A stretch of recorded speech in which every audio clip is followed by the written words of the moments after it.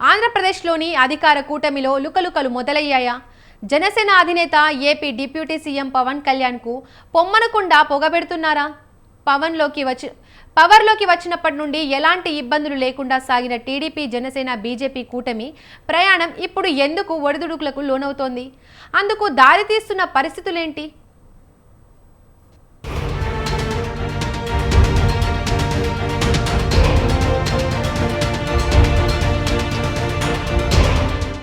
ఒక్కటే మాట ఒక్కటే బాట అన్నట్లుగా ఏపీలో సాగిన కూటమి ప్రయాణానికి ఇప్పుడు బ్రేక్ పడుతోందా అంటే అవునన్న వాదన వినిపిస్తోంది. వైసీపీ అధినేత వైఎస్ జగన్మోహన్ రెడ్డిని గద్దె దించడమే లక్ష్యంగా 2024 సార్వత్రిక ఎన్నికల ముందు ఒక్కటైన టీడీపీ జనసేన బీజేపీ కూటమి పార్టీల్లో ఒకరిని పొమ్మనకుండా పొగబెట్టే ప్రయత్నాలు సాగుతున్నాయన్న అభిప్రాయం వ్యక్తమవుతోంది.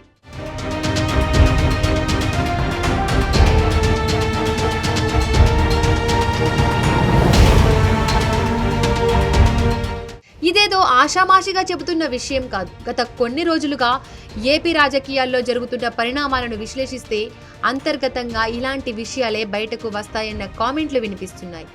అంతేకాదు, వాటన్నిటిని కలిపి చూస్తే ప్రధానంగా జనసేన అధినేత ఏపీ డిప్యూటీ సీఎం పవన్ కళ్యాణ్కు పొమ్మనకుండా పొగబెట్టారన్న వాదన జనసేన శ్రేణుల్లో రాజకీయ విశ్లేషకుల్లో వినిపిస్తుంది.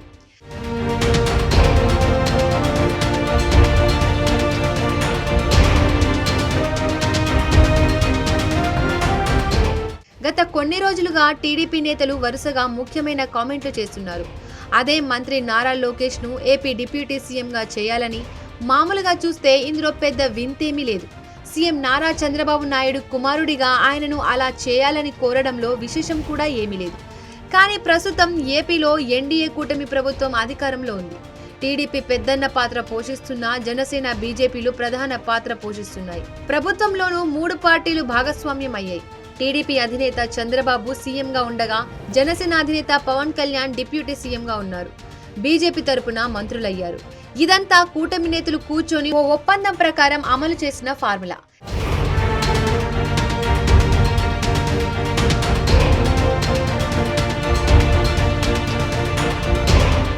కానీ ప్రస్తుతం చూసే టీడీపీ కూటమి ధర్మాన్ని విస్మరించిందా అన్నట్లుగా జరుగుతున్న పరిణామాలు కనిపిస్తున్నాయని జనసేన నేతల వాదన. ఇప్పటికే పవన్ కళ్యాణ్ డిప్యూటీ సీఎంగా ఉండగా నారా లోకేష్ ను ఉప ముఖ్యమంత్రి చేయాలని డిమాండ్ చేయడమే ఇక్కడ ప్రాధాన్యం సంతరించుకుంది. ఒక్కరు అరా కాదు, పార్టీ సీనియర్లు ఒకరి తర్వాత మరొకరు అన్నట్లుగా ఈ డిమాండ్ వినిపించడం పొలిటికల్ గా హాట్ టాపిక్ గా మారింది. కడప జిల్లా నేత శ్రీనివాసరెడ్డి మొదలుకొని సోమిరెడ్డి చంద్రమోహన్ రెడ్డి, ఆదిరెడ్డి వాసు వరకు ఇలాంటి డిమాండే వినిపించారు. చివరకు పార్టీ జోక్యం చేసుకుని ఈ అంశంపై ఎవరు స్పందించవద్దని ఆదేశాలు జారీ చేసింది. అయినా సరే దావోస్ వేదికగా మంత్రి భరత్ స్వయంగా చంద్రబాబు సమక్షంలోనే నారా లోకేష్ ను డిప్యూటీ సీఎం చేయాల్సిందేనని ప్రకటించడం ప్రాధాన్యం సంతరించుకుంది. 43 సంవత్సరాల్లో తెలుగుదేశం పార్టీ ఆవిర్భవించిన తర్వాత 3వ తరం నేత మన పార్టీలోకి వచ్చారు, నారా లోకేష్ గారు. మరి పార్టీకి భవిష్యత్తులో యువతకు ఒక భరోసా ఇవ్వాలన్నా, పార్టీకి భరోసా ఇవ్వాలన్నా నారా లోకేష్ గారిని డిప్యూటీ సీఎంగా ప్రమోట్ చేయాలని చెప్పి మేమందరం కూడా కోరుకుంటున్నాం సార్. దీనివల్ల పార్టీకి బ్రహ్మాండమైన భవిష్యత్తు ఉంటుంది. అన్ని రకాలుగా యువతను ప్రోత్సహించే విధంగా ఆయన ఈరోజు ఐటీ రంగానికి కానీ, పారిశ్రామిక రంగానికి కానీ, అనేక సంస్థలు రాష్ట్రానికి తీసుకొచ్చే దాంట్లో కానీ ఆయన చేస్తున్న కృషిని ప్రజలందరూ గమనిస్తున్నాం. ఆయనను మరింత ఎలివేట్ చేసి పార్టీకి ఉజ్వల భవిష్యత్తు ఇచ్చే విధంగా తమరు చేస్తారని ఆశిస్తూ, తప్పుగా మాట్లాడింటే మన్నించవలసిందిగా కోరుకుంటూ తమరు ప్రసంగించవలసిందిగా కోరుకుంటున్నాం. లోకేష్ పాదయాత్రలో సీఎం అనేవారు కదా, ఇంకో పార్టీ ముఖ్యమంత్రిగా చూడాలని అనుకుంటారు. ఈవేళ తెలుగుదేశం పార్టీలో మీరు అడిగిన ప్రశ్నకి లోకేష్ గారికి డిప్యూటీ సీఎం అడుగుతున్నారు ఏంటంటున్నారు కదా మీరు. ఏం తక్కువ ఉంది ఆయనకి? ఆయన ఏం చేశాడో మీకు ఎవరికైనా తెలుసా? ఆయన ఎంత గొడ్డి చాకరీ చేశాడు లోకేష్ గారు తెలుగుదేశం పార్టీకి తెలుసా? వేళ పార్టీకి వెన్నెముగ్గా నడిచాడు. ఆయనకి ఏం ఉట్టిన ఇవ్వరు కదా పదవులు. ఇంత కష్టం ఉంది నారా లోకేష్ ఈరోజు ఈ స్థాయికి పార్టీని తీసుకొచ్చాడంటే. ప్రతి పార్టీలోని కూడా ఆ పార్టీలో ఉన్న నాయకుడి యొక్క పొజిషన్ కోసం అడుగుతారు కార్యకర్తలు. ఈవేళ తెలుగుదేశం పార్టీలో చర్చ ఎందుకు అవుతుందంటే భవిష్యత్ తరం నాయకుడు ఎవరు ఈ పార్టీకి? ఈవేళ నారా లోకేష్ ఇంత గొడ్డి చాకరీ చేస్తే తెలుగుదేశం పార్టీ కోసం, రాష్ట్ర ప్రజల భవిష్యత్తు కోసం కష్టపడిన నాయకుడు నారా లోకేష్. చిన్న పిల్లాన్ని అడిగితే చెప్తాడు. కార్యకర్తల నుంచి ఒత్తిడి పెరుగుతుంది. ఆ ఒత్తిడే ఇప్పుడు ఆయన్ని గుర్తించి ఆయన ఆ స్థానంలో డిప్యూటీ సీఎం స్థానంలో కూర్చోబెట్టమని తెలుగుదేశం పార్టీ యావత్ రాష్ట్ర కార్యకర్తలు నాయకుల యొక్క మనోభావాలు. యూత్ లీడర్ మా నారా లోకేష్ గారు హైలీ ఎడ్యుకేటెడ్, 175 ఎమ్మెల్యేలు, 25 ఎంపీలు ఆ రాజ్యసభ ఎంపీలలో స్టాన్ఫర్డ్ నుంచి చదివిన వాళ్ళు ఎవరు లేరండి. So very highly educated. So he knows what to do, when to do everything. So perfect blend ఉంది మాకు, ఇట్లా సీనియరు ఇట్లా జూనియరు. వీ హ్యావ్ ఏ అంటే లాంగ్ టర్మ్ విజన్, ఒక ఆలోచన చేస్తే ఫ్యూచర్ ఆఫ్ తెలుగుదేశం పార్టీకి ఉంది అని చెప్పేదానికి ఒక క్లారిటీ ఉందన్నమాట మా పార్టీలో. అండ్ నచ్చినా నచ్చకపోయినా ఎవరికైనా ఫ్యూచర్ ఇస్ లోకేష్ గారు. అండ్ కాబోయే ముఖ్యమంత్రి కూడా మన లోకేష్ గారు ఫ్యూచర్లో. టీడీపీ నేతల కామెంట్లకు జనసేన నాయకులు, నేతలు కౌంటర్లు ఇస్తున్నారు. లోకేష్ ను డిప్యూటీ సీఎం చేస్తానంటే తమకు ఓకేనని అన్నారు జనసేన నేత కిరణ్ రాయల్. అదే సమయంలో పవన్ కళ్యాణ్ ను సీఎం చేయాలంటూ డిమాండ్ చేశారు. దీంతో టీడీపీ వాళ్ల వ్యాఖ్యలకు దిమ్మ తిరిగేలా కౌంటర్ ఇచ్చారన్న మాట వినిపిస్తుంది. నారా లోకేష్ గారిని డిప్యూటీ సీఎం చేయాలని టీడీపీ క్యాడర్ అంతా కూడా, టీడీపీ నాయకులందరూ కూడా కొన్ని చోట్ల కూడా కోరుకోవడం శుభ్రంగా మంచిదే. ఎవరు రాజకీయాల్లో ఉన్నప్పుడు వాళ్ళ నాయకుడిని ఒక హోదాలో చూడాలని కోరుకోవడం తప్పు కాదు. లోకేష్ గారిని డిప్యూటీ సీఎం చూడాలని కోరుకోవడం టీడీపీ వాళ్ళు మంచిదే. అలాగే పవన్ కళ్యాణ్ గారికి ముఖ్యమంత్రిగా చూడాలని మాకు కోరుకుంటుంది కదా. ఎందుకంటే మేము కూడా ప్రజారాజ్య పార్టీ తర్వాత జనసేన పార్టీ పెట్టినప్పటి నుంచి పవన్ కళ్యాణ్ గారు ముఖ్యమంత్రిని చూడాలని మేము, మాతో పాటు బడుగు బలహీన వర్గాలు, ఈ 2 తెలుగు రాష్ట్రాల కోట్లాది అభిమానులు ఆయన ముఖ్యమంత్రిగా చూడాలని కోరుకుంటున్నా కూడా మాకు అభిప్రాయం ఉంటాయి. పవన్ కళ్యాణ్ గారి నాయకుడి రాష్ట్రానికి కాదు దేశానికి అవసరం చెప్పి కూడా తెలియజేస్తున్నాం. ఇక సోషల్ మీడియాలోనూ, టీవీ డిబేట్లలోనూ 2 పార్టీల శ్రేణులు, నాయకుల మధ్య చిన్న సైజు యుద్ధమే జరుగుతోందని చెప్పాలి. ఎవరికి తోచిన రీతిలో వాళ్లు కామెంట్లు పెడుతుండడం రాష్ట్ర రాజకీయాలను హీటెక్కిస్తోంది. ఇదే సమయంలో అసలు నారా లోకేష్ ను డిప్యూటీ సీఎం చేయాలన్న ప్రతిపాదన ఎందుకు తెరపైకి వస్తోందన్న చర్చ సామాన్య ప్రజల్లోనూ తలెత్తుతోంది. రాష్ట్రంలో కూటమి ప్రభుత్వం అధికారంలోకి వచ్చినప్పటి నుండి డిప్యూటీ సీఎంగా ఉన్న పవన్ కళ్యాణ్ యాక్టివ్గా ఉన్నారు. తన శాఖల్లోనే కాకుండా డిప్యూటీ సీఎంగా ఇతర శాఖల పనితీరును సమీక్షిస్తున్నారు ఆయన. ప్రధానంగా కాకినాడ షిప్ వ్యవహారంలో పవన్ కళ్యాణ్ వ్యవహరించిన తీరు జనసేన నేతల్లో ఉత్సాహం నింపగా, టీడీపీ నేతలు మాత్రం అసంతృప్తిని మిగిల్చిందన్న విమర్శలున్నాయి. ఈ మొత్తం అంశంలో ప్రభుత్వానికి రావాల్సిన మంచి పేరును పవన్ హైజాక్ చేశారన్న భావన నెలకొంది.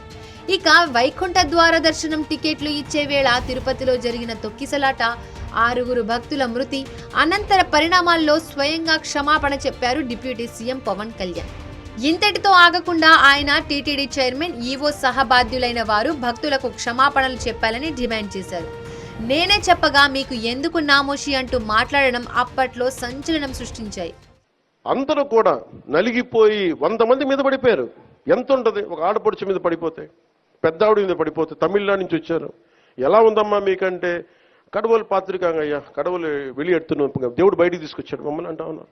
ఎంత పెద్ద మనసుతోటి సరిగ్గా చూసుకోలేదయ్యా మమ్మల్ని. కానీ ఏం చేస్తాం, మా కర్మ ఇలా కాలిందని, అది దేశం తాలూకు దౌర్భాగ్యం. ప్రజలు ఇంత బాధ్యత ఇప్పుడు కష్టం వచ్చినప్పుడు ఎంత అద్భుతంగా చెప్పారంటే నాకు కన్నీళ్ళు వచ్చినాయి. నాకు నిన్న కరిగిపోయాను నేను. వీళ్ళ క్షమాపణలు చెప్పదు ఇంకెవరికి క్షమాపణలు చెప్తాం? ఏఈఓ కానీ, ఏఈఓ వెంకయ్య చౌదరి గారు కానీ, ఈఓ శ్యామలరావు గారు కానీ, చైర్మన్ బిఆర్ నాయుడు గారు కానీ, టీటీడీ బోర్డు సభ్యులు, పాలక మండలి సభ్యులందరూ కానీ, మీరందరూ వచ్చి ఒక్కొక్క వ్యక్తి గురించి కథ వింటప్పుడు మీకు బాధ అర్థమవుతుంది. క్షమాపణలు చెప్పండి. మీరు క్షమాపణలు చెప్పి తీరాలి, వేరే దారి లేదు. పవన్ వ్యాఖ్యలకు TTD chairman BR Naidu counter ఇవ్వడంతో ప్రజల దృష్టిలో ప్రభుత్వం అంతా వ్యతిరేకంగా కనిపించగా, పవన్ కళ్యాణ్ మాత్రం ప్రజల పక్షాన ఉన్నట్లుగా కనిపించారన్న అభిప్రాయం కొందరు వ్యక్తం చేసినట్లు టాక్.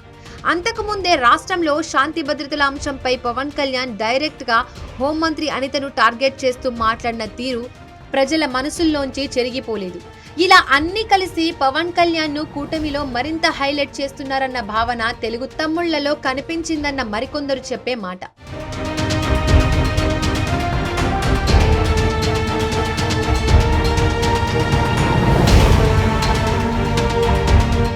ఏపీలో జరిగిన సార్వత్రిక ఎన్నికల్లో టీడీపీ కూటమి ప్రభుత్వం అధికారంలోకి వచ్చినా జనసేన మాత్రం పోటీ చేసిన అన్ని స్థానాల్లో గెలిచి రికార్డు సృష్టించింది.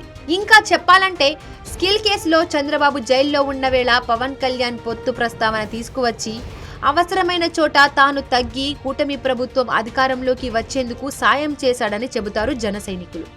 ఇలాంటి కామెంట్లు సోషల్ మీడియాలో ఎప్పుడూ వినిపిస్తూనే ఉంటాయి.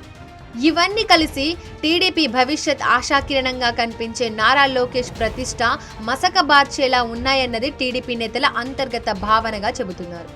అందుకే ఓ వ్యూహం ప్రకారం పవన్ కళ్యాణ్ ను దెబ్బకొట్టేలా పక్కా ప్లాన్ తో మంత్రి నారా లోకేష్ ను ప్రమోషన్ పేరుతో డిప్యూటీ సీఎం డిమాండ్ ను తెరపైకి తెచ్చారని చెబుతున్నారు.